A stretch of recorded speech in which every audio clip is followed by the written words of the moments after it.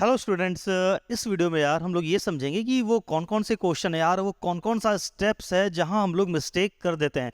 हमें लगता है कि हमने यार सब ठीक बनाया है, ठीक है, और लेकिन वो मिस्टेक हो जाता है। ठीक है, तो इस बार हम लोग क्या करेंगे, यहाँ पे चैप्टर वाइज में बताने वाला हूँ यार, चैप्टर वाइज कि कौन से क्वेश्चन में यार क्या क्या मिस्टेक हो सकता है। ठीक है, तो मैंने काफ़ी सारा यार यहाँ पे क्वेश्चन का कलेक्शन बनाया हुआ है चैप्टर वाइज। ठीक है, तो मैं यहाँ पे जो भी क्वेश्चन एक्सप्लेन करने वाला हूँ, ठीक है, एक बार तुम सिर्फ वीडियो पॉज करके पहले खुद से आंसर निकालना। ठीक है, देखना ज़्यादातर केस में यार तुम्हारा आंसर रॉन्ग आ रहा होगा। ठीक है, तो इस वीडियो में मैं कुछ एक्सप्लेन करने वाला नहीं हूँ कि कोई लेके पूरा स्टार्टिंग से एकदम स्टेप बाय स्टेप कोई चीज़ बता रहा हूँ, नहीं। इस वीडियो में मैं सिर्फ ये बताऊंगा कि कौन से क्वेश्चन में यार क्या मिस्टेक हो सकता है। तो चलो स्टार्ट करते हैं। ठीक है, तो चैप्टर वाइज क्वेश्चन कलेक्शन है, तो स्टार्ट करते हैं यार एक एक क्वेश्चन करके। ठीक है, स्टार्ट करने से पहले यार जिस भी स्टूडेंट की प्रिपरेशन पूरी कंप्लीट हो गई है, जिसने एनसीईआरटी पूरा कर लिया है, उसे लग रहा है कि अब और क्या करें, जो लास्ट का एक दिन बचा है उसमें और उस दिन में और क्या कर ले यार, तो मैंने कंप्लीट पीडीएफ बना रखी है यार कि पास्ट में जितने भी क्वेश्चन आए हुए हैं उसमें से कौन कौन से क्वेश्चन जो एनसीईआरटी बुक के बाहर के आए हुए हैं, वो सारा क्वेश्चन छाट के एक अलग पीडीएफ बना दिया है। इसके ऊपर एक 2 मिनट की वीडियो बनी हुई है, तुम जाके इसको देख सकते हो।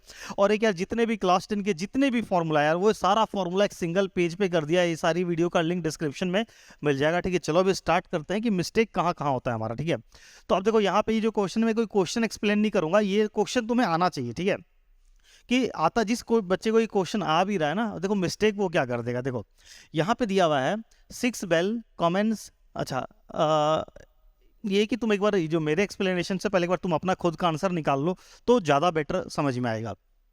6 bell commence tolling together and toll at interval of 2, 4, 6, 8, 10, 12 minute. बोल रहे हैं कि 6 घंटी है, और पहली वाली घंटी है वो जो 2-2 मिनट के बाद बजती है, दूसरी वाली घंटी 4-4 मिनट के बाद, तीसरी घंटी 6-6 मिनट के बाद। इस तरीके से 6 घंटी है और 6 का इंटरवल दिया हुआ है।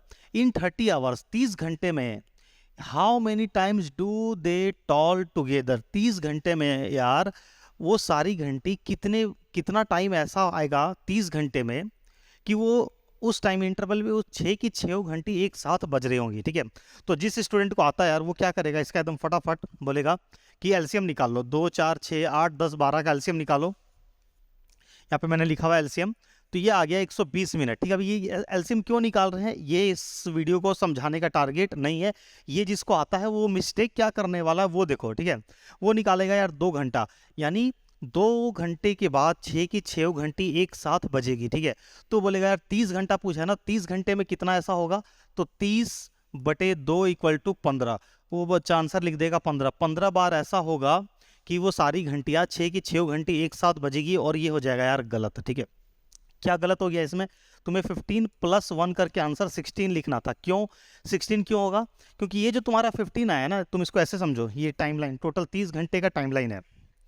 एक बार यहाँ पे 2 घंटे के बाद यहाँ पे सारी घंटी बजी, 2 घंटे के बाद फिर ये घंटी बजी 6 की 6, फिर 2 घंटे बाद, फिर 2 घंटे बाद, फिर 2 घंटे बाद, ऐसे करते करते करते 2, 4, 6, 8, ये 30 घंटा है। ठीक है, तो टोटल 1, 2, 3, 4 ऐसे करोगे तो 15 बार हो गया, 15 बार। लेकिन यहाँ पे क्या लिखा हुआ है, 6 बेल कमेंस टॉलिंग टुगेदर, मतलब स्टार्टिंग में एक बार 6 की 6 घंटी एक साथ बज गई थी, तो इसको भी तो काउंट करोगे। ठीक है, स्टार्टिंग में एक बार 6 की 6 घंटी बज गई, उसके बाद 2 घंटे के बाद फिर 6 घंटी एक साथ बजेगी, फिर 4 घंटे के बाद 6 घंटी एक साथ बजेगी, तो तुम्हें ये 1 ऐड करना था। ठीक है, तो इसका आंसर होगा 16। अब तुम लोग देख लो कितने लोग इसका आंसर 15 देने वाले थे, तो वो गलत हो जाएगा। ठीक है, यहाँ पे मैंने एमसीक्यू नहीं डाला हुआ है, ABCD, मान लो 4 ऑप्शन दे रखा रहता है ABCD। ठीक है, कि यहाँ पे आंसर किसी में ऑप्शन ए 15 होता तो कुछ स्टूडेंट यार 15 पे टिक कर देते, तो उनका गलत हो जाता। ठीक है, अच्छा, अब ऐसा नहीं कि सारे स्टूडेंट गलती करेंगे। ठीक है,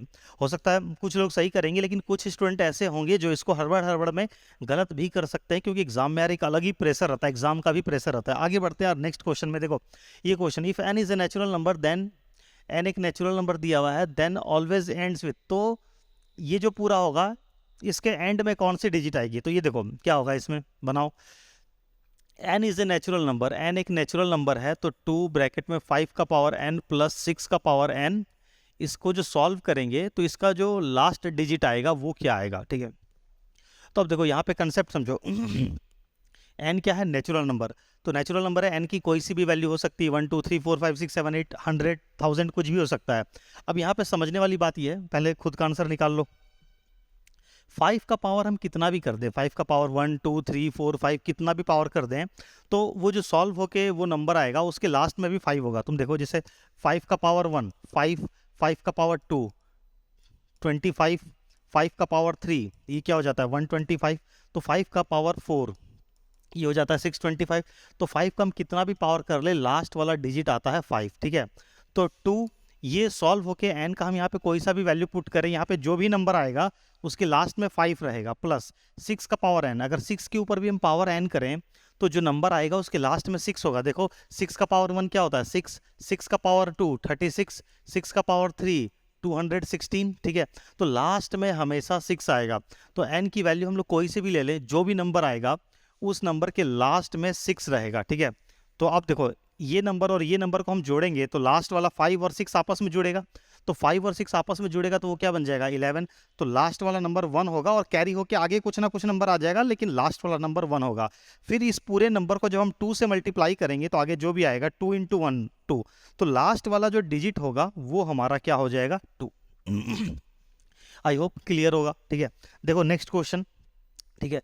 if 3 is the least prime factor of number A, ठीक है, एक बार खुद से ट्राई कर लेना। दिया हुआ है 3 is the least prime factor of number A, कोई एक नंबर ए है, ठीक है, और 3 क्या है उसका लीस्ट प्राइम फैक्टर, ध्यान देना, ठीक है, लीस्ट प्राइम फैक्टर। और 7 is the least prime factor of number B, जो नंबर बी है, ए का लीस्ट प्राइम फैक्टर है 3 और बी का लीस्ट प्राइम फैक्टर है नंबर 7, ठीक है। Then the least prime factor of A plus B, अगर हम दोनों को जोड़ दें, ए प्लस बी कर दें, तो ए प्लस बी का सॉल्व होगी, ए प्लस बी जोड़ने के बाद जो भी नंबर आएगा उसका लीस्ट प्राइम फैक्टर क्या होगा, ठीक है। 4 ऑप्शन दे रखा है यार, तुम एक बार खुद से टिक करो, ठीक है। अब आगे हम कंटिन्यू करते हैं, ये पास्ट में आया हुआ भी क्वेश्चन है यार, ठीक है। देखो समझो, जिसको नहीं समझ में आ रहा है, जिसको आगे यार मूव करते जाओ, वीडियो को फटाफट पार करते जाओ, ठीक है। ए क्या कंक्लूजन निकल रहा है, 3 is the least prime factor of number A, कोई एक नंबर ए है, ठीक है, और उसका प्राइम फैक्टर बहुत सारा हो सकता है, लेकिन जो सबसे छोटा प्राइम फैक्टर है वो 3 है। तो इससे क्या कंक्लूजन निकला कि जो ए है वो क्या होगा, एक ऑड नंबर, क्योंकि कोई भी अगर इवन नंबर होता है, ठीक है, कोई भी अगर इवन नंबर होता है तो उसका लीस्ट प्राइम फैक्टर क्या होता है 2। यहाँ पे लीस्ट प्राइम फैक्टर है 3, तो इससे कंक्लूजन निकला कि A is a odd number. Again B का लीस्ट प्राइम फैक्टर है 7, तो इससे क्या कंक्लूजन निकला कि जो बी है वो भी क्या है, एक ऑड नंबर, बी भी क्या है, एक ऑड नंबर, ठीक है। क्यों, अगर ऑड नंबर नहीं होता, बी एक इवन नंबर होता तो उसका लीस्ट प्राइम फैक्टर 2 होता, ठीक है, लेकिन यहाँ पे दिया हुआ है लीस्ट प्राइम फैक्टर 7, तो इससे क्लियर हो गया कि ये बी भी एक ऑड नंबर है। तो हमें जब पता चल गया कि ए भी एक ऑड नंबर है, बी भी एक ऑड नंबर है, तो जब हम दो ऑड नंबर को जोड़ देंगे तो ए प्लस बी क्या बन जाएगा, इवन बन जाएगा। और जब ए प्लस बी अगर एक इवन नंबर है तो उस इवन नंबर का least prime factor of A plus B, even number का लीस्ट प्राइम फैक्टर क्या होता है 2, तो इसका करेक्ट आंसर हो जाएगा 2। नेक्स्ट देखो, द नंबर 525 एंड 3000, ठीक है, दो नंबर दे रखा है, एक 525 और एक 3000 are both divisible only by this this this this this this, ठीक है। ये दो नंबर दे रखे हैं और बताया हुआ है कि ये दोनों नंबर सिर्फ 3 से डिवाइड होंगे, सिर्फ 5 से, सिर्फ 15 से, 25 से एंड 75, इसके अलावा और किसी से डिवाइड नहीं होगा। हमें बताना है कि इन दोनों नंबर का HCF क्या होगा, ठीक है। बहुत इजी क्वेश्चन है। अब कुछ स्टूडेंट क्या करेंगे, ये क्वेश्चन किसी का गलत नहीं होगा, ये क्वेश्चन सबका सही होगा। गलत क्या होगा, मेथड, क्या मेथड गलत होगा। अब अगर कोई स्टूडेंट बैठ के इसका HCF निकालता है, ठीक है, अब HCF निकालने का जो भी मेथड है 525 और 3000 का तुम अगर HCF निकाल रहे हो, ठीक है, तो वो मेथड गलत है यार। तुमने HCF निकाल के अगर आंसर बताया है ना, तो आंसर तो ऑब्वियसली सही आ गया होगा, लेकिन वो तुमने टाइम वहाँ पे वेस्ट कर दिया, इसमें तुम्हें सॉल्व करना ही नहीं था, डायरेक्ट इसका आंसर था HCF। जब साफ साफ यहाँ पे बताया हुआ है कि ये दोनों नंबर सिर्फ इन सारे नंबर से डिविजिबल है, इसके अलावा और किसी भी नंबर से ये दोनों डिविजिबल नहीं होंगे, ठीक है। और HCF क्या होता है, हाईएस्ट कॉमन फैक्टर, ऐसा नंबर जिससे दोनों डिवाइड हो जाए और वो नंबर सबसे बड़ा होना चाहिए। तो 75 से ये दोनों नंबर डिवाइड होंगे और 75 सबसे बड़ा नंबर है, तो इसका करेक्ट आंसर क्या हो जाएगा 75। तो इसका HCF क्या हो गया 75। तो बिना सॉल्व किए आंसर देना था। अब अगर तुम सॉल्व करके आंसर दे रहे हो तो वो तरीका गलत है, ठीक है। तुमने वहाँ पे टाइम वेस्ट कर दिया। अब देखो अगला क्वेश्चन, 22/7 ये क्या है? वैल्यू ऑफ पाई है कि रैशनल नंबर है, इरेशनल नंबर है, को प्राइम नंबर है? बहुत सारे स्टूडेंट यार हर बार वैल्यू ऑफ पाई पे टिक मार देंगे, ठीक है, कि होगी। हमने पढ़ते हैं वॉल्यूम सरफेस एरिया में कि पाई का वैल्यू होता है 22/7, लेकिन अगेन ये मिस्टेक हो जाएगा, ठीक है, अगर तुम ये लिखते हो, क्योंकि पाई का वैल्यू 22/7 नहीं होता है। अरे ये क्या बोल रहे हो सर? हाँ बिल्कुल करेक्ट है, पाई का वैल्यू 22/7 नहीं होता है। 22/7 उसका एक अप्रॉक्सीमेट वैल्यू है जो कि कैलकुलेशन को ईजी बनाने के लिए लिया गया है। क्यों? क्योंकि पाई तो यार अपने आप में एक इरेशनल नंबर है, ठीक है, और जो 22/7 है वो पी बाई क्यू के फॉर्म में है, तो जो भी पी बाई क्यू के फॉर्म में होता है वो एक रैशनल नंबर होता है, ठीक है। तो रैशनल नंबर 22/7 रैशनल नंबर है, पाई एक इरेशनल नंबर है, तो 22/7 तो पाई का वैल्यू कभी हो ही नहीं सकता है। सिर्फ कैलकुलेशन को इजी बनाने के लिए इसका वैल्यू 22/7 लिया जाता है, ठीक है। तो 22/7 क्या है? ठीक है, तो 22/7 क्या है? एक रैशनल नंबर है, पी बाई क्यू के फॉर्म में है, ये एक रैशनल नंबर है। कंफ्यूज करने के लिए ऐसा दिया हुआ है कि ज्यादातर लोग देखते ही 22/7 को देख के वैल्यू ऑफ पाई बोल देंगे, ठीक है। आगे बढ़ते हैं next. Can two number have 18 as their HCF and 380 as their LCM? क्या दो नंबर उसका 18 एचसीएफ हो सकता है और 380 एलसीएम? तो ये काफ़ी सिंपल क्वेश्चन है। देखो अच्छा क्वेश्चन था, मैंने इसलिए इसको यहाँ पे कंसिडर कर लिया। 18 एज देयर एचसीएफ, ठीक है, एंड 380 एज देयर एलसीएम, ठीक है। गिव रीजन, एग्जाम्पलर बुक में क्वेश्चन दिया हुआ है, ठीक है। जिसको आता है आगे बढ़ जाओ, नहीं आता है वो समझो। यहाँ पे कैसे बनाएंगे, तो हमें बताना है कि कैन टू नंबर, यस या नो में आंसर देना है। Can two number have 18 as their HCF and 380 as their LCM? तो इसका क्या तरीका है बताने का? हमें ये बात पता है कि जो एचसीएफ होता है, HCF itself is a factor of LCM. तो देख लो 18 जो नंबर है वो क्या 380 का फैक्टर है? क्या जो 380 है वो 18 से डिवाइड हो रहा है कि नहीं? अगर डिवाइड हो रहा है तो इसका मतलब दो नंबर ऐसे पॉसिबल हो सकते हैं जिसका एचसीएफ 18 होगा और एलसीएम 380, अदरवाइज ऐसा पॉसिबल नहीं है। Find the largest number which divide this and this, leaving remainder 6 in each case. अब देखो इस तरीके की क्वेश्चन कि कभी एचसीएफ निकालना होता है, कभी एलसीएम निकालना होता है, कभी रिमाइंडर सेम बच रहा होता है, remainder 6 in each case, remainder अलग अलग दिया हुआ है 5 and 7, least number which when divided by this this this this, leave the remainder 7 in each case, ठीक है, स्मॉलेस्ट नंबर। तो इस तरीके के यार जितने भी क्वेश्चन है एचसीएफ एलसीएम का, ठीक है, इसके ऊपर मैंने एक डेडिकेटेड, क्योंकि ये थोड़ा इतने शॉर्ट में एक्सप्लेन नहीं हो सकता, थोड़ा सा इसको एक्सप्लेन करने में टाइम लगेगा। जिसको आता है बहुत अच्छी बात, वेरी गुड यार, जिसको नहीं आता है तो इसके ऊपर यार मैंने एक डेडिकेटेड वीडियो बना रखी है, 15-20 मिनट की वीडियो है, जिसमें ये समझाया हुआ है कि इस टाइप के क्वेश्चन को कैसे सॉल्व करते हैं। इसके ऊपर ये एक ट्रिक एग्जिस्ट करता है, इस ट्रिक के हेल्प से हम लोग एचसीएफ एलसीएम का कैसा भी क्वेश्चन सॉल्व कर सकते हैं। ये यूट्यूब वीडियो का लिंक है डिस्क्रिप्शन में भी मैं डाल दूंगा, 17 दिसंबर को मैंने अपलोड किया था। आगे बढ़ते हैं next, chapter 2 polynomial. The number of polynomial having zeros, ठीक है, बताना। देखो नंबर ऑफ पॉलिनोमियल, कितने ऐसे पॉलिनोमियल हो सकते हैं जिनका कि जीरोज -2 एंड 5 है? तुम बोलोगे यार इसमें क्या है, नंबर ऑफ पॉलिनोमियल्स बताना है। बहुत इजी क्वेश्चन है, लेकिन कुछ कुछ स्टूडेंट यहाँ पे मिस्टेक कर देते हैं। क्या करते हैं, वो उतना ध्यान नहीं देते हैं, क्वेश्चन को ठीक से ध्यान नहीं देते हैं। वो देखते हैं कि पॉलिनोमियल बताना है और जीरोज दे रखा है, तो उनको पता है कि पॉलिनोमियल का फॉर्मूला होता है x² minus sum of zeros into x plus product of zero, ठीक है। तो x² minus sum of zero किया -2 + 5 into x plus product of zero -2 into 5, ठीक है। तो x² -2 + 5 कितना हो जाएगा 3, तो -3x और -10, ठीक है। तो ये एक पॉलिनोमियल निकल के आ गया, और वो लोग बोल देते हैं कि इसका आंसर हो जाएगा 1, जो कि गलत है, मिस्टेक हो गया यहाँ पे, ठीक है। इसमें कोई मिस्टेक नहीं, ये सब तो पूरा सही है, ठीक है। ये आंसर गलत है यार, ठीक है। कि ऐसे मल्टीपल इनफाइनाइट पॉलिनोमियल हो सकते हैं जिसका कि जीरोज -2 एंड 5 है। कैसे? मान लो तुम्हारा ये एक आंसर आ गया, ठीक है, जिसका कि जीरोज -2 एंड 5 है। अगर हम इस पॉलिनोमियल को मान लो कोई एक नंबर से, कोई भी एक नंबर से मल्टीप्लाई कर दे, मान लो हमने इसको 2 से मल्टीप्लाई कर दिया, ठीक है, तो 2x² - 6x -20 हो जाएगा। मान लो इसको हम 10 से मल्टीप्लाई कर देते हैं, चाहे 100 से मल्टीप्लाई कर दें, ठीक है। इसको हमने कहाँ, जगह ही नहीं यार, कहाँ लिखे, यहाँ लिखते हैं। मान लो इसको हमने 100 से मल्टीप्लाई कर दिया, तो ये हो गया 100x² - 300x -100, ये आ जाएगा 1000, ठीक है। तो तुम देखो ये वाला जो पॉलिनोमियल, इसको भी सॉल्व करोगे तो इसका जीरोज -2 एंड 5 आएगा। ये वाला पॉलिनोमियल इसको सॉल्व करोगे तो इसका भी 0 -2 एंड 5 आएगा। अगर हम इस पॉलिनोमियल को 5 से मल्टीप्लाई कर दें, 6 से मल्टीप्लाई कर दें, जितने अलग अलग नंबर से हम मल्टीप्लाई करते जाएंगे हमें उतना अलग अलग पॉलिनोमियल मिलते जाएगा, और उन सभी पॉलिनोमियल का जीरोज ये होगा। ऐसा कैसे हो रहा है? ठीक है, तो सिंपल सा कॉन्सेप्ट है कि अगर हम किसी भी पॉलिनोमियल को अगर किसी कांस्टेंट नंबर से मल्टीप्लाई करते हैं, वो कांस्टेंट नेगेटिव हो, पॉजिटिव हो, फ्रैक्शन हो, डेसिमल हो, फर्क नहीं पड़ता है। अगर हम किसी भी पॉलिनोमियल को किसी कांस्टेंट से मल्टीप्लाई करते हैं तो उसके जीरोस पे फर्क नहीं पड़ता यार, ये बहुत इंपॉर्टेंट बात है, इसको नोट कर लो। ठीक है, तो नंबर ऑफ पॉलिनोमियल्स क्या हो जाएगा? More than 3।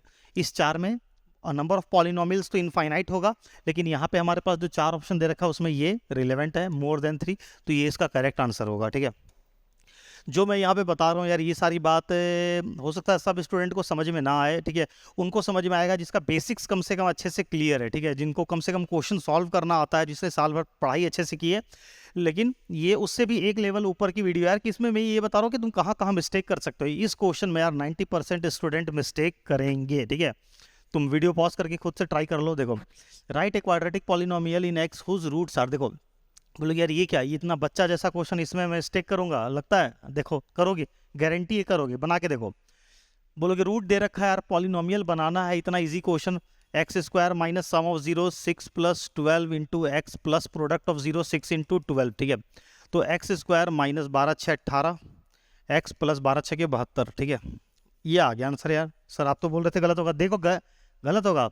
तुम क्या करोगे, तुमने बनाया, ठीक है, अभी हो सकता है तुम थोड़ा अलर्ट हो गए होगे, ठीक है, लेकिन एग्जाम में अगर ये क्वेश्चन आता है तुम बनाओगे और ये आंसर यहाँ मैच कर गया, तुम ए पे टिक मार के आगे बढ़ जाओगे, तुम अगल बगल ध्यान भी नहीं दोगे यार। ठीक है, लेकिन किसी भी क्वेश्चन में यार, किसी भी क्वेश्चन में एमसीक्यू में अगर ऑल ऑफ दीज लिखा हुआ मिल जाए, ऑल ऑफ दीज लिखा हुआ मिल जाए यार, तो कभी भी ऑप्शन ए के ऊपर भरोसा मत करना।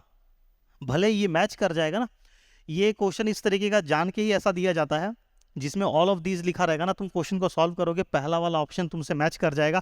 ज़्यादातर स्टूडेंट इसी पे टिक मार के आगे बढ़ जाएंगे, वो इन दोनों को चेक नहीं करेंगे।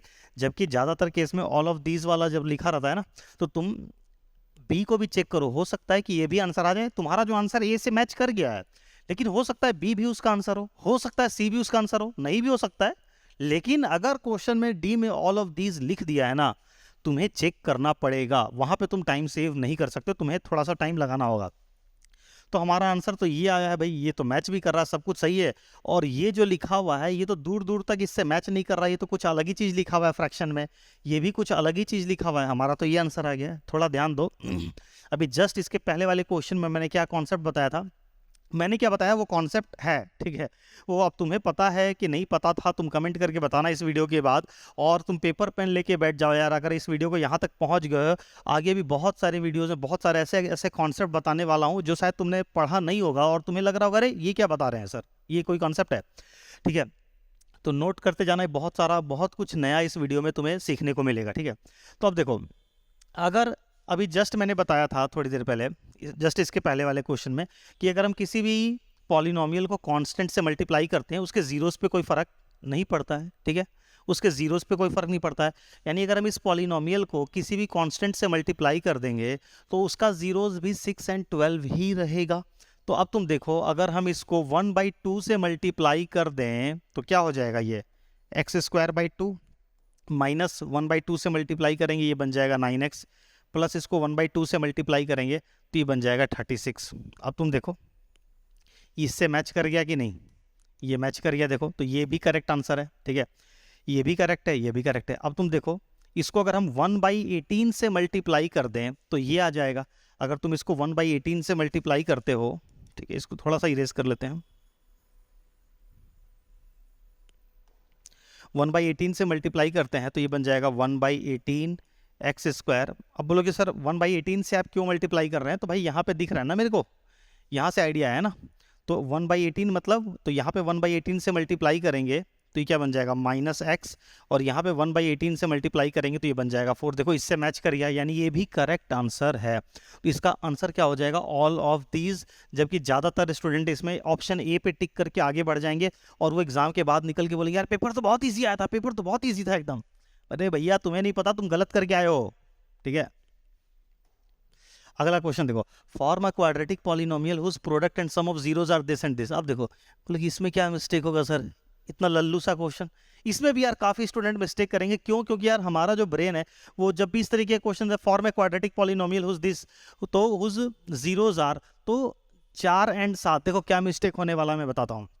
बोलेंगे क्वाड्रेटिक पॉलिनोमियल बनाना है ना, जीरोस दे रखा है, ठीक है, तो जीरोस दे रखा है, ठीक है, तो कुछ लोग इसको दो तरीके का मिस्टेक होगा। कुछ लोग सोच लेंगे इसको रीड एग्जाम में, यार इतने हड़बड़ में रहते हैं ना, इतने स्पीड में रीड करते हैं कि कुछ स्टूडेंट इसको ऐसे समझ लेंगे कि 2 जीरोस दे रखा है, ये अल्फा ये बीटा, ठीक है, तो पॉलिनोमियल क्या हो जाएगा, x square minus sum of zeros 4 + 7 × x + 4 × 7, तो एक्स स्क्वायर माइनस 4 + 7 कितना हो गया, 11x + 28, ठीक है। और देखेंगे क्या कहीं ये मैच किया, तो भैया ये मैच कर गया, चलो भाई सही है, सही, आगे बढ़ो आगे बढ़ो। जबकि यार मिस्टेक हो गया, ये अलग अलग जीरोस नहीं दे रखा था, ये product and sum of zeros दे रखा था, ठीक है, तो भैया ये तो आंसर गलत हो गया ना। और direct product and sum of zeros दे रखा था, तुम्हें सम और प्रोडक्ट नहीं करना था, ठीक है। तो जो भैया इस पे टिक मार रहा है, गलत कर रहे हो, ये गलत हो गया। और इसमें रीजन क्या है गलत होने का, यहाँ पे हड़बड़ एग्जाम में यही चीज अगर तुम नॉर्मल क्लासरूम में करो गलती, अरे ये क्या हो गया, Ctrl+Z, ठीक है,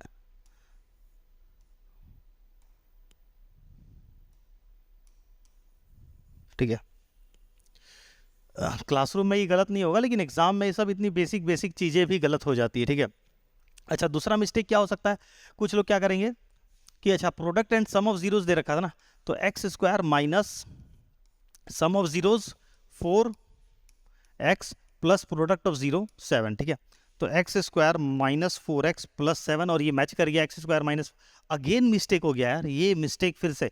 इस बार क्या मिस्टेक है भैया, रीडिंग मिस्टेक है, क्योंकि तुमने जो हम लोग रीड करते हैं ना, जनरली हम लोग का जो रीड करने का हैबिट है, हम लोग पहला वाला जो नंबर दिया रहता है उसको सम ऑफ जीरोस रीड कर लेते हैं और दूसरे वाले को प्रोडक्ट ऑफ जीरोस। लेकिन यहाँ पे क्वेश्चन में थोड़ा सा ट्विस्ट क्या था कि पहला जो नंबर दिया हुआ था ये प्रोडक्ट ऑफ जीरो था और ये सम ऑफ जीरोस था। क्वेश्चन में थोड़ा सा लैंग्वेज चेंज कर दिया है, ताकि जो हम लोग जो स्टूडेंट्स की रीडिंग हैबिट है ना, वो इस तरीके से रीड करते कि पहला जो नंबर दिया हुआ होगा वो सम ऑफ जीरो होगा, बाद वाला जो है वो प्रोडक्ट ऑफ जीरो। तो कुछ स्टूडेंट यार एग्जाम में हड़बड़ में ये मिस्टेक कर सकता है, आई होप कि तुम ना करो। अगर तुमने पहले से ये समझ लिया कि भैया इस तरीके की भी मिस्टेक हो सकती है, तो तुम यार एग्जाम में ये सारा मिस्टेक नहीं करोगे। वीडियो के एंड में यार कमेंट करके ज़रूर बताना अगर कुछ भी नया सीखने को इस वीडियो में मिल रहा है तो, ठीक है।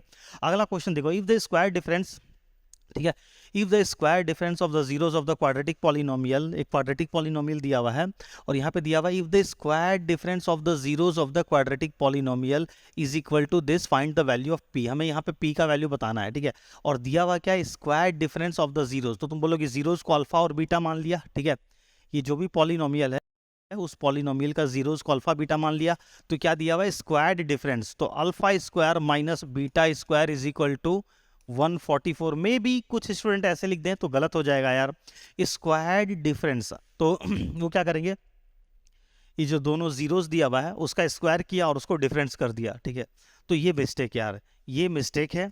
क्या होगा, स्क्वायर्ड डिफरेंस का मतलब क्या हुआ कि जो डिफरेंस है अल्फा माइनस बीटा का होल स्क्वायर वो दिया हुआ है 144 के बराबर, ठीक है। स्क्वायर्ड डिफरेंस मतलब डिफरेंस को स्क्वायर कर दो, ठीक है।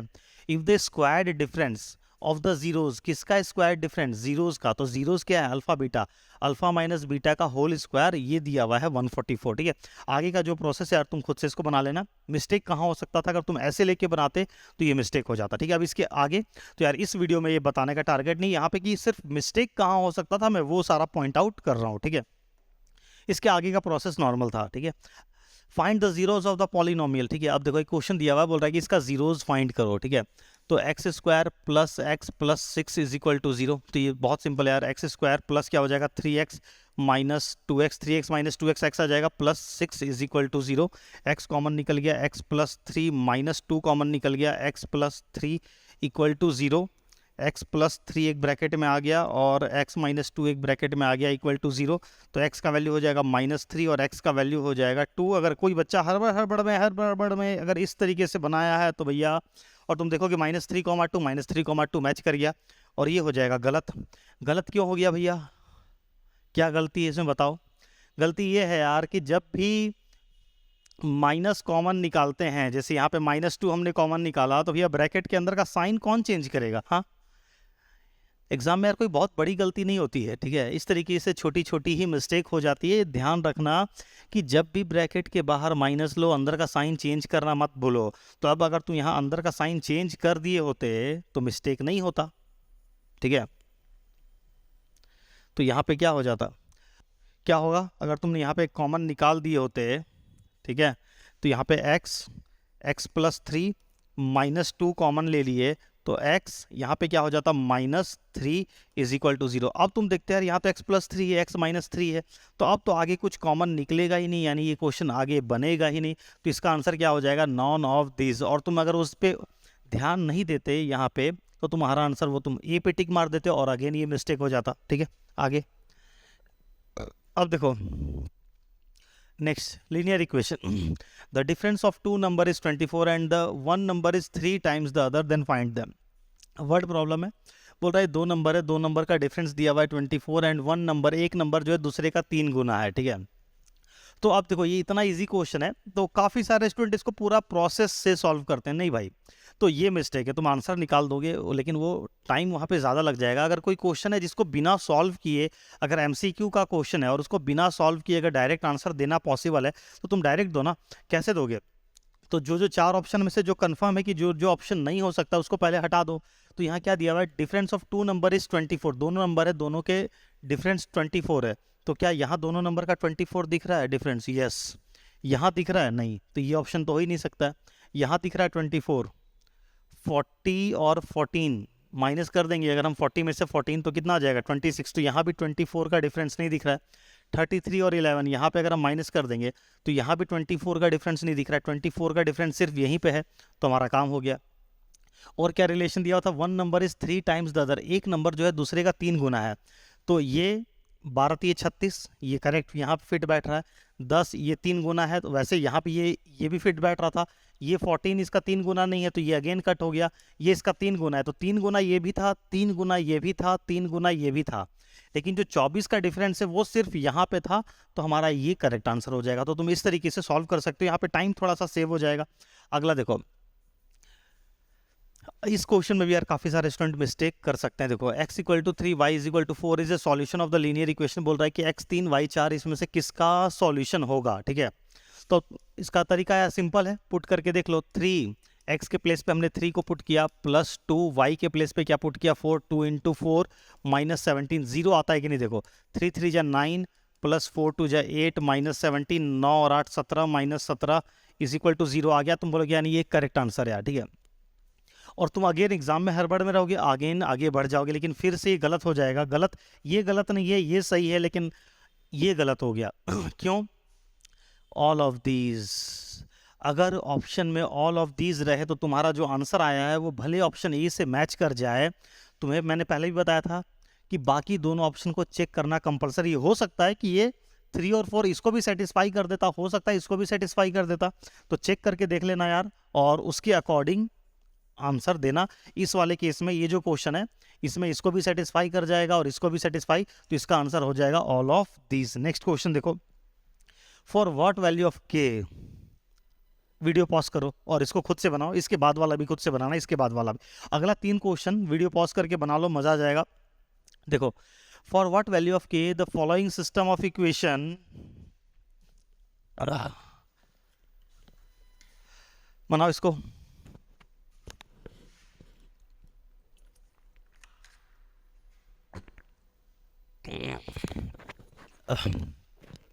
For what value of k the following system of equation has unique solution. बोल रहा है के का क्या वैल्यू होना चाहिए भाई कि यूनिक सॉल्यूशन हो जाए। तो यूनिक सॉल्यूशन का हमें पता है यार, a1/a2 not is equal to b1/b2, ये कंडीशन होता है, ठीक है। तो यहाँ पे a1 के प्लेस पे कौन है, k/x का कोएफिशिएंट कुछ नहीं है, मतलब 1,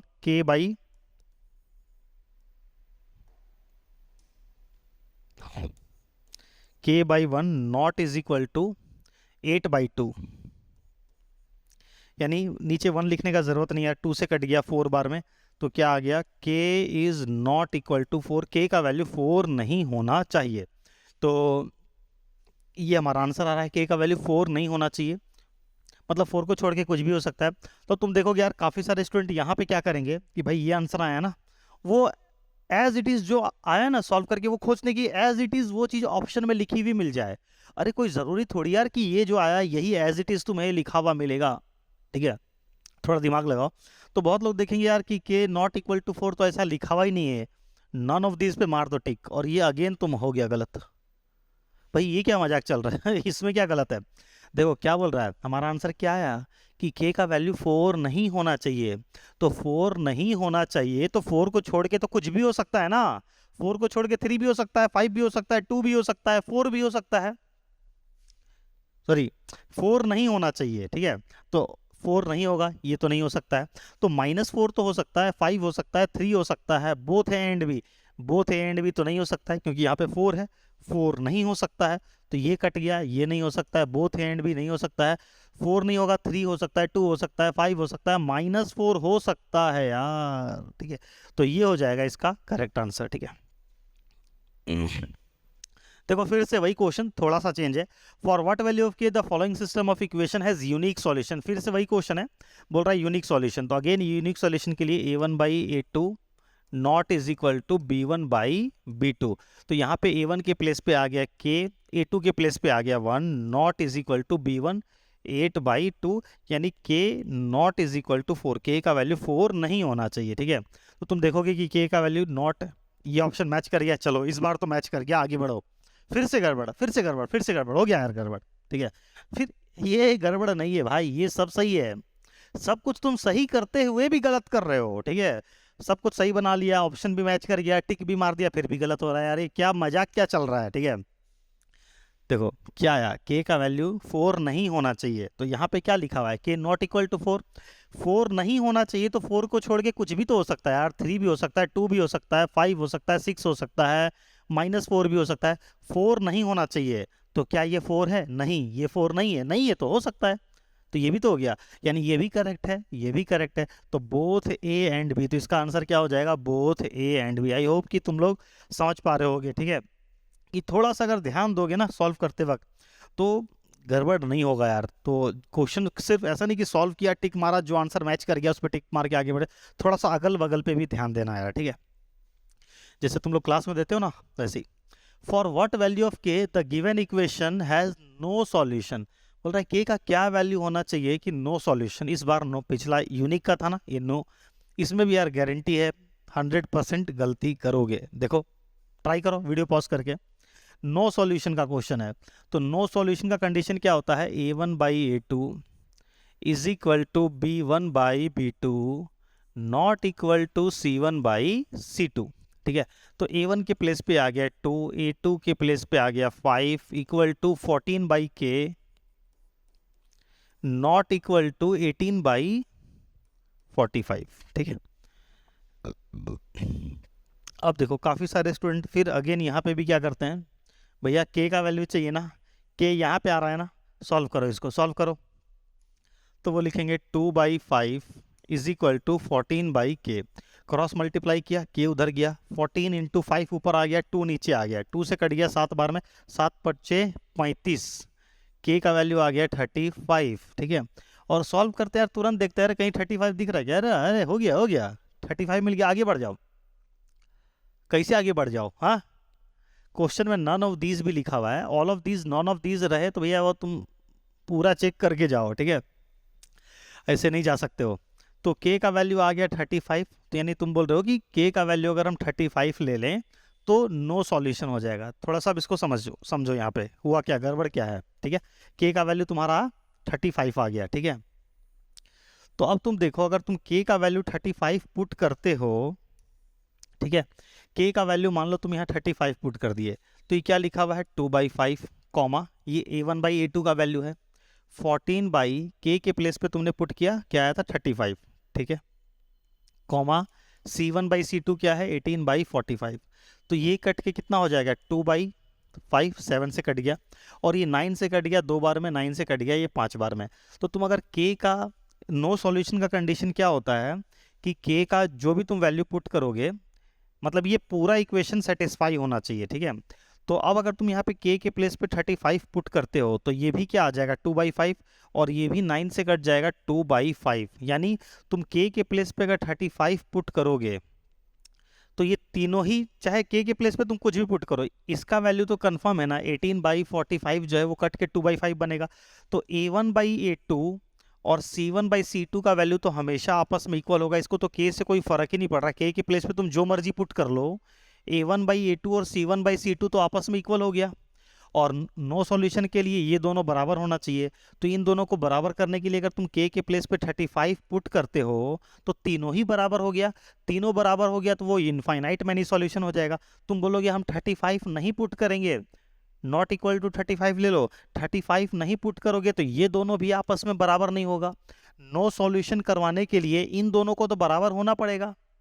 तो तुम 35 पुट करते हो तो तीनों बराबर हो जाता है, 35 नहीं पुट करोगे तो ये दोनों भी बराबर नहीं होगा, और ये दोनों बराबर नहीं होगा तो वो यूनिक सॉल्यूशन हो जाएगा। करे तो करे क्या, 35 पुट कर रहे हैं तो इनफाइनाइट मैनी सॉल्यूशन हो जा रहा है, 35 नहीं पुट कर रहे हैं तो यूनिक सॉल्यूशन हो जा रहा है। नो सॉल्यूशन कब होगा, कभी नहीं होगा। तो इसका आंसर क्या हो जाएगा, नन ऑफ दीज। ठीक है, के का ऐसा कोई भी वैल्यू नहीं मिला यार जो इसको नो सॉल्यूशन बना दे। ये या तो यूनिक सॉल्यूशन होगा या तो इनफाइनाइट मैनी सॉल्यूशन होगा, ठीक है, और ये नो सॉल्यूशन कभी नहीं हो सकता है। ठीक है, आगे बढ़ते यार, आई होप समझ में आ गया होगा। ठीक है, अगर एग्जाम में ये क्वेश्चन आया, इस तरीके का क्वेश्चन आता है यार, तो अच्छे से करके आना भाई, गड़बड़ मत करना। ठीक है, ये एक्सक्यूज मत देना कि भाई इस लेवल का इतना इन डेप्थ तुम्हें किसी ने नहीं बताया। ये वीडियो है यार तुम्हारे पास, हाँ थोड़ी सी वीडियो लेट आ रही है। देखो क्वेश्चन नंबर 6, सॉल्व करके x और y का वैल्यू निकालना है। अब कुछ लोग लगेंगे यार इतना आसान क्वेश्चन, चलो सॉल्व करते हैं। ठीक है भाई, सॉल्व करने की ज़रूरत नहीं है। देखो इक्वेशन है, दो इक्वेशन है, 1 नंबर और 2 नंबर, दोनों में कांस्टेंट टर्म मिसिंग है। अब अगर तुम्हें कॉन्सेप्ट अगर पता होता कि कांस्टेंट टर्म अगर मिसिंग होता है तो ये जो एक लाइन की इक्वेशन दे रखी है ना, इसका अगर ग्राफ बनाओगे तो कहीं भी बनेगा ये ओरिजिन से, सॉरी, जिसमें कांस्टेंट टर्म मिसिंग होता है उसका जो ग्राफ बनता है वो ओरिजिन से पास करता है। तो ये मान लो लाइन 1 का ग्राफ बन गया, और इसमें भी कांस्टेंट टर्म मिसिंग है, इसका भी ग्राफ बनाते मान लो तो ये भी कुछ इस तरीके का बनता है, ये भी ओरिजिन से पास कर जाता है। यानी दोनों ही लाइन में कॉमन पॉइंट क्या आ रहा है, 0,0। तो सिर्फ एकमात्र ये 0,0 जो पॉइंट है जो इन दोनों लाइन को L1 L2 को सेटिस्फाई कर रहा है, इसके अलावा और कोई भी पॉइंट नहीं है। तो इसका आंसर क्या आ जाएगा, x = 0, y = 0। तो अब तुम अगर इसको यहाँ पे सॉल्व करके इस क्वेश्चन को बना रहे हो तो तुम अगेन यहाँ पे टाइम वेस्ट कर रहे हो। ये क्वेश्चन बिना सॉल्व किए डायरेक्ट आंसर देना पॉसिबल है। जिसमें कॉन्स्टेंट टर्म मिसिंग होता है यार, वो लाइन ऑरिजिन से पास करती है। ठीक है, या तुम इसको ऐसे दिमाग में बैठा लो, अगर कॉन्स्टेंट टर्म मिसिंग दोनों में ही मिसिंग हो गया ना, अगर एक में मिसिंग होता तो फिर उसका अलग तरीका होता।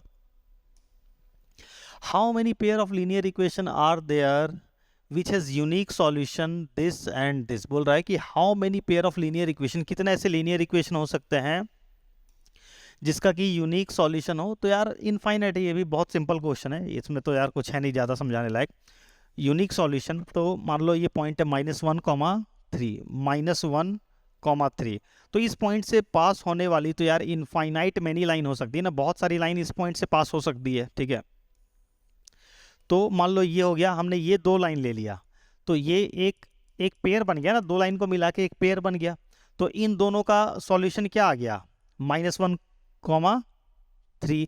अगर हम ये वाली इन दोनों लाइन का पेयर ले लेते हैं, ठीक है, उसका भी सॉल्यूशन क्या आ जाता है, यही। हम कोई और दो लाइन का पेयर ले लेते हैं कि ये वाला और एक ये वाला, तो इन दोनों का भी सॉल्यूशन क्या आ जाता है, ये।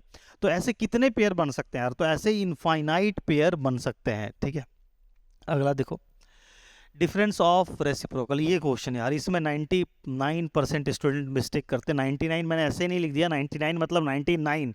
अगर इसके ऊपर मैंने सेपरेट वीडियो बना के यूट्यूब पे डाल रखी है, इसका मैं डिस्क्रिप्शन में लिंक दे दूंगा। ठीक है, अगर तुम्हें विश्वास नहीं होता यार, तुम चेक कर लो, तुम्हारा आंसर गलत आएगा। क्या आएगा मैं शॉर्ट में शॉर्ट में नहीं, चलो इसको वहाँ जाके देख लेना, 100% यार तुम इसमें गलती करोगे। ठीक है, अगला क्वेश्चन डिस्क्रिप्शन में उसका लिंक मिल जाएगा। ठीक है, वहाँ पे पूरा उसको एक्सप्लेन किया हुआ है कि क्यों गलती करोगे तुम।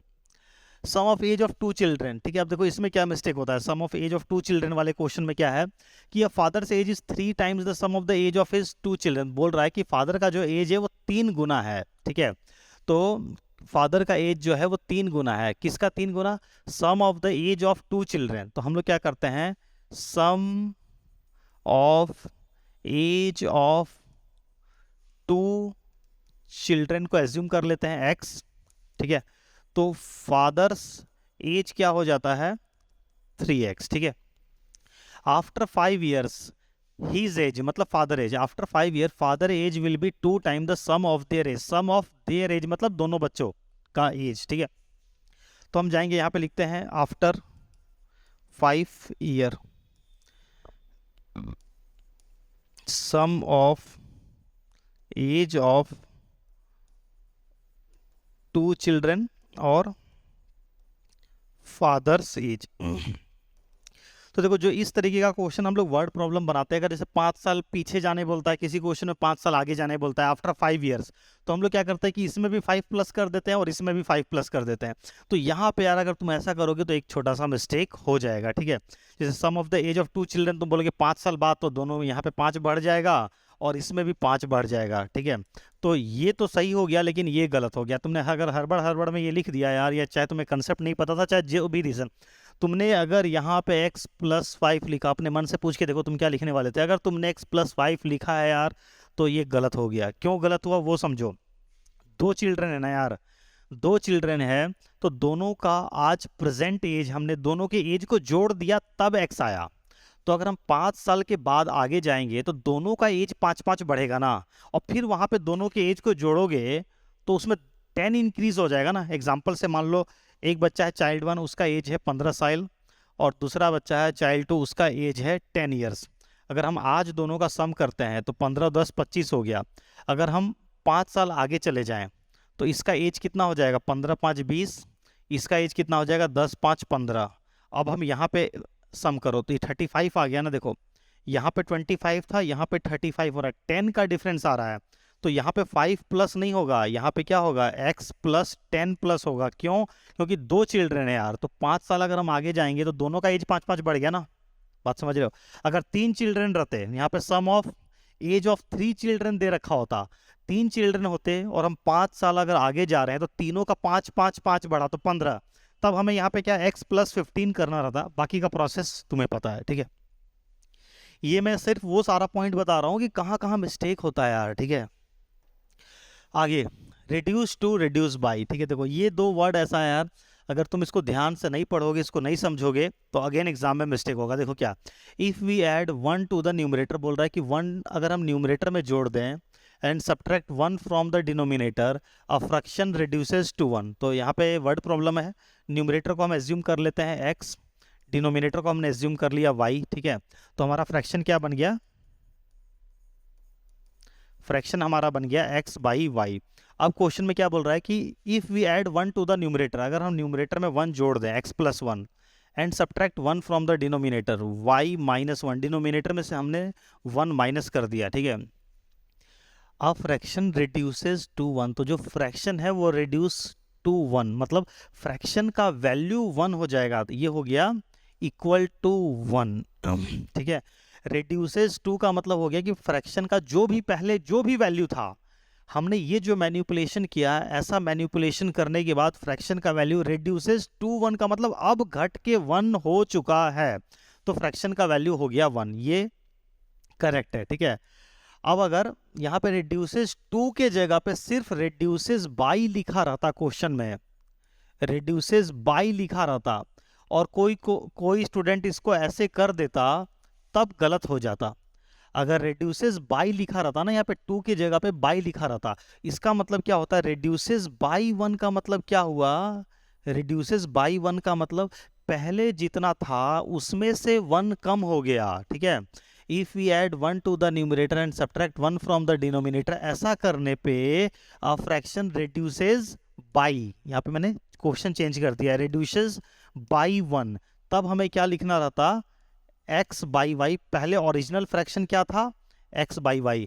ऐसा करने से क्या हुआ, फ्रैक्शन का वैल्यू 1 घट गया, रिड्यूसेस बाई 1, ठीक है। तब हम क्या करेंगे, ओरिजिनल फ्रैक्शन में से 1 माइनस करेंगे, ठीक है। बात समझ में आया क्या? अंतर है। अगर reduces to 1 है तो अब फ्रैक्शन का वैल्यू 1 हो चुका है, और reduces by 1 एक घट गया, मतलब पहले जितना अभी था उसमें से 1 घट गया, ठीक है। तो इस बात का ध्यान रखना, जो न्यूमरेटर डिनोमिनेटर वाला क्वेश्चन आता है लगता है कि इतना ईजी है, लेकिन उसमें भी तुम अगर यहाँ पे इस छोटे से स्टेप पे ध्यान नहीं दोगे तो तुम्हारा पूरा इतना इजी क्वेश्चन गलत हो जाएगा। तो एग्जाम के लास्ट में सुनते होगे ना, यार इतना इजी था मेरा गलत हो गया, और कुछ लोगों को तो पता ही नहीं चलता ना, उनको क्या पता कि ये मैं गलत करके आया, उनको तो लगता सब सही है। जब रिजल्ट आता है उस दिन, अरे इतना कम नंबर क्यों आ रहा है, तो भाई कम नंबर आने का रीजन समझो। ऐसी छोटी छोटी मिस्टेक जो तुम्हें लगता है कि तुम तो सही करके आए हो, लेकिन वो देखो किस कारण से गलत होता है। इनइक्वलिटी साइन, तो देखो मैं ये इतना जो ओवरऑल बता रहा हूँ इतना, ठीक है, ऐसा नहीं कि ये सब क्वेश्चन आ जाए एग्जाम में और तुम यही गलती करके आओगे। इससे तुम्हारा एक थॉट प्रोसेस जो है वो ओपन हो जाएगा। जब तुम क्वेश्चन एग्जाम में अटेम्प्ट कर रहे होगे ना, तो तुम ओपन माइंड से कर रहे होगे कि भैया अच्छा इतने गड्ढे हैं, ठीक है, इनसे बच के चलना है। अगर तुम्हें पता ही नहीं होगा कि ये सारे गड्ढे हैं, ऐसा ऐसा मिस्टेक हो सकता है, तुम एकदम अब क्या, अगर तुम ये वीडियो पूरी देख लेते हो पूरा एंड तक, तुम्हारा काफ़ी थॉट प्रोसेस ओपन हो जाएगा, अरे ऐसा होता है, मैंने तो ऐसा सोचा ही नहीं था आज तक, ठीक है। देखो इनइक्वलिटी साइन, उसमें कुछ तो क्या है, कुछ तो तुम कॉमन मिस्टेक कर रहे हो, कुछ कुछ ऐसी मिस्टेक हो रही है जो तुम्हें कॉन्सेप्ट नहीं पता है, ठीक है, उसकी वजह से कुछ कुछ मिस्टेक क्या हो रही है, टाइम जहाँ पे जिसको डायरेक्ट करना है तो वहाँ पे टाइम ज़्यादा लगा दे रहे हो, ठीक है। देखो इनइक्वलिटी साइन कैंसलेशन रूल, अब देखो ये वाला कंसेप्ट बहुत सारे बच्चों को नहीं पता है क्लास 10 में, इसकी वजह से मिस्टेक होता है। एक इसका मिस्टेक होगा अभी ये इस वाले चैप्टर 4 क्वाड्रेटिक इक्वेशन में, इस क्वेश्चन में मिस्टेक होगा, और एक अरिथमेटिक प्रोग्रेशन में भी एक क्वेश्चन आता है फर्स्ट नेगेटिव टर्म वाला, वहां भी मिस्टेक होगा। देखो समझो क्या है, for what value of k the root of this equation are real, बोल रहा है कि के का क्या वैल्यू होना चाहिए कि रूट इसके रियल हो जाए, ठीक है। तो रियल रूट के लिए डी का वैल्यू निकालो, D is equal to B square minus 4ac, तो बी के प्लेस पे क्या है 4 का स्क्वायर माइनस 4 इंटू 1 इंटू के, ठीक है। तो 16 माइनस 4 के आ गया, ये आ गया डी का वैल्यू। क्या बोल रहा है, for what value of k the root of the equation are real, real होने के लिए क्या है, रियल का कंडीशन क्या है, D greater than equal to 0, ठीक है। तो 16 minus 4 k greater than equal to 0, ठीक है, यहां तक कोई प्रॉब्लम नहीं है। अब प्रॉब्लम होगी, देखो minus 4 k greater than equal to 16 को उठा के उधर ले गए, उधर जाके हो गया माइनस 16। अब क्या होता है, अब जो होने वाला है तुम लोग क्या करोगे, दोनों साइड से माइनस को उड़ा दिया, वेरी गुड, 4 उधर गया, के ग्रेटर देन इक्वल टू 16/4, तो के ग्रेटर देन इक्वल टू 4, वाह वाह एकदम आ गया आंसर सही। तुम तो यही सोच रहे हो ना, आंसर सही आ गया। जब रिजल्ट आएगा उस दिन भैया नंबर कम क्यों आ रहे हैं, तो भैया नंबर कम ये आ रहे हैं कि तुम गलत करके आए, तुम्हें लग रहा हो इसमें गलत क्या है यार, मैंने क्या गलत किया, सब तो सही है। गलत है मेरे भाई, गलत क्या है समझो, नोट कर लो यहाँ पे क्या गलत तुम कर रहे हो, इसको नोट करो। यहाँ तक सब कुछ सही चल रहा था, जो 16 को तुम उठा के उधर ले गए ये गलत है, मैं सही यहाँ पे बता रहा हूँ, ठीक है।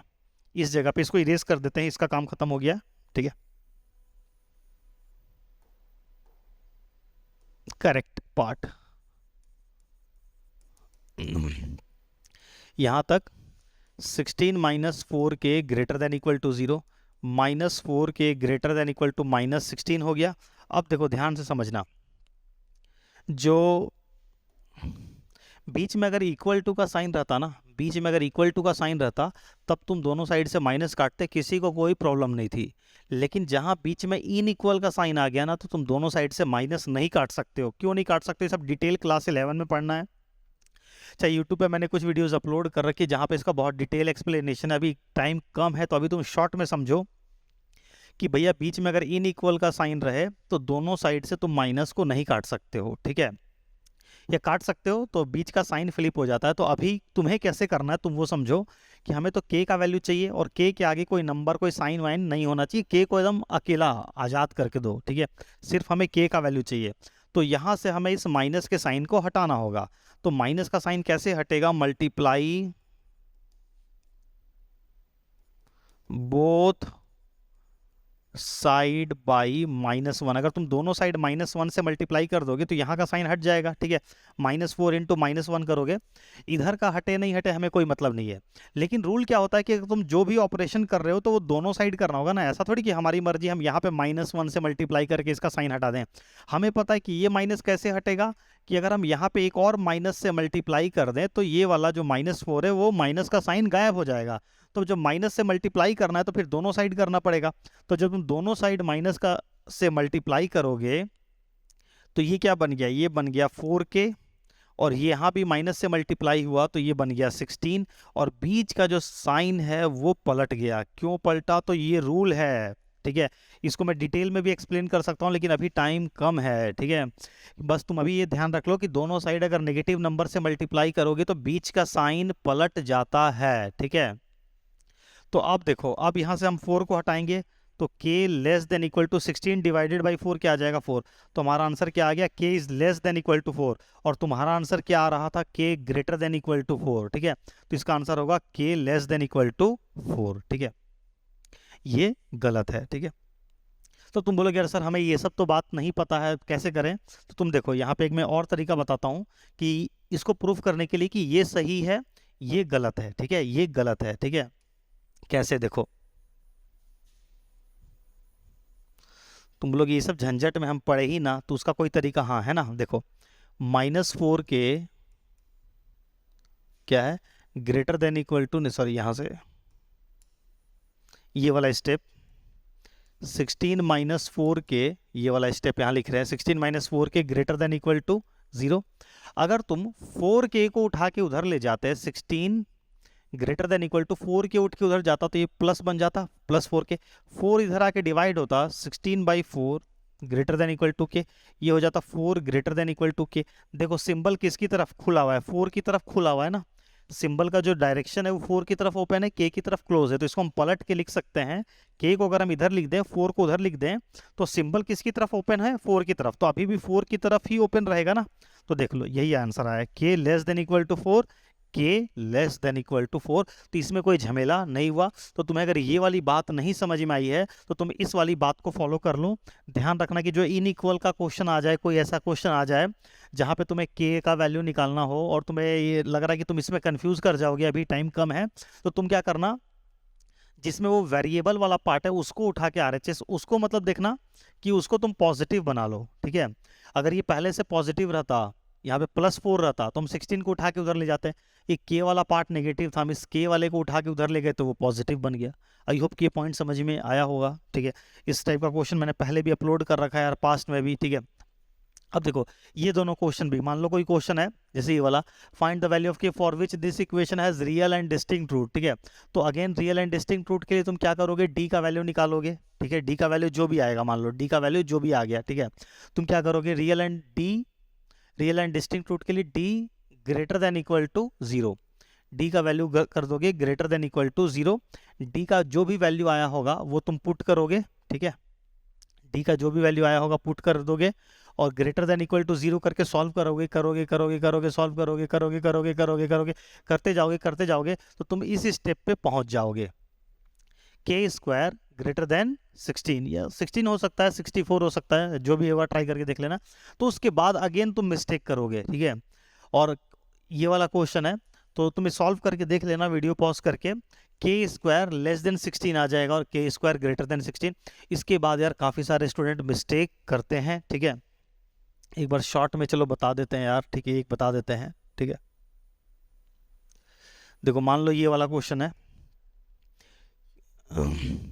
x² plus kx plus 4 equal to 0, d का वैल्यू निकालते हैं। d का वैल्यू क्या आ जाएगा, k² -4 × 1 × 4, ये आ गया k² -16, ठीक है। बोल रहा है रियल एंड डिस्टिंक्ट रूट, तो d ग्रेटर देन 0, यानी k² -16 ग्रेटर देन 0, तो ये हो जाएगा k² ग्रेटर देन 16। अब बहुत सारे स्टूडेंट यार यहाँ पे क्या करेंगे, स्क्वायर हटाएंगे और उधर रूट लग जाएगा, प्लस माइनस का साइन, 16 में से बाहर निकला 4, k ग्रेटर देन +-4 लिख देंगे, k ग्रेटर देन +-4, और ये गलत हो गया, ये आंसर गलत है भाई, ये आंसर नहीं होगा। इसका क्या होगा, इसका करेक्ट आंसर क्या है, इसी स्टेप के बाद जो आया ना, यहाँ पे हमारा आया k² ग्रेटर देन 16 जो आया, इसके बाद होगा k² ग्रेटर देन 4², और ये हो जाएगा k ग्रेटर देन 4 और k लेस देन -4, ये इसका करेक्ट आंसर होगा, k ग्रेटर देन 4 और k लेस देन -4। बोलोगे ये क्या है, ये क्या हो गया, ठीक है। तो इसके ऊपर यार डेडिकेटेड मैंने एक अलग से वीडियो अपलोड कर रखी है यार, ठीक है। तो जिस स्टूडेंट ने देखा हुआ होगा यार उसको तो समझ में आ गया होगा, जो अभी फर्स्ट टाइम अगर ये चीज़ देख रहा है तो भैया अभी यहाँ पे डिटेल एक्सप्लेन नहीं कर सकते हैं, तुम जाके ये वाली वीडियो देखो जहाँ पे इसको डिटेल में बताया हुआ है, इसका लिंक मैंने डिस्क्रिप्शन में डाल दिया है, ठीक है। ये बहुत ज़्यादा इंपॉर्टेंट कॉन्सेप्ट है यार, अगर इस तरीके का आता है तो ज़्यादातर स्टूडेंट इसको गलत कर देंगे, ठीक है। अगला देखो, for what value of a the given equation has imaginary root, बोल रहा है ए का क्या वैल्यू होना चाहिए कि इमेजिनरी रूट हो जाए, ठीक है। तो अगेन ये क्वेश्चन है, यहाँ से हम डी का वैल्यू निकालते हैं, D is equal to B square, B के प्लेस पे A, B square minus 4 into 2 into minus A square, तो ये हो गया A square plus 8 A square, तो ये हो गया 9 ए स्क्वायर, ठीक है। डी का वैल्यू आ गया।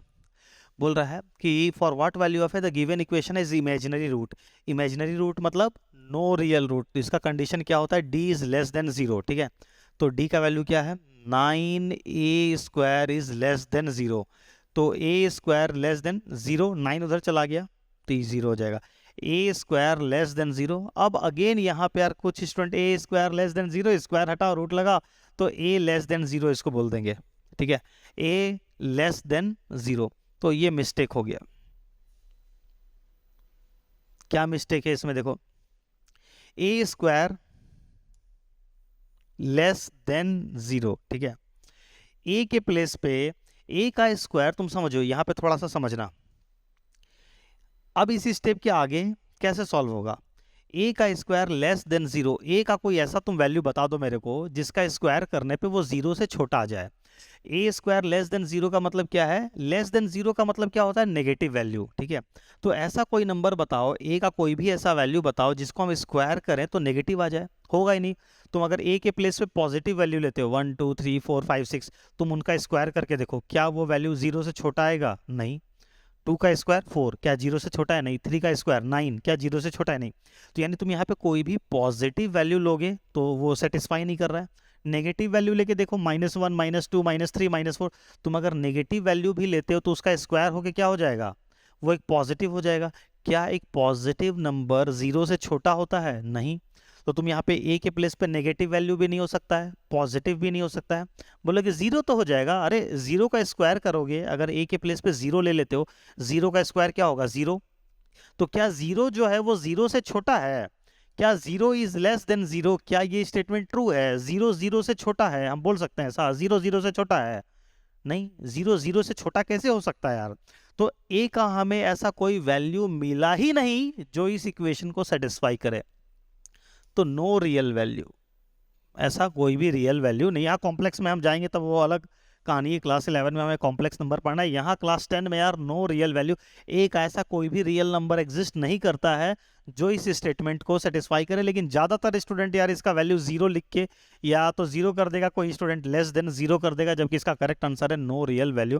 तो ये सब यार देखो छोटा छोटा मिस्टेक, बहुत बारीक बहुत डेप्थ कॉन्सेप्ट में बता रहा हूँ, जो बच्चा सही में पढ़ने वाला होगा वो इसको समझ पा रहा होगा, ठीक है।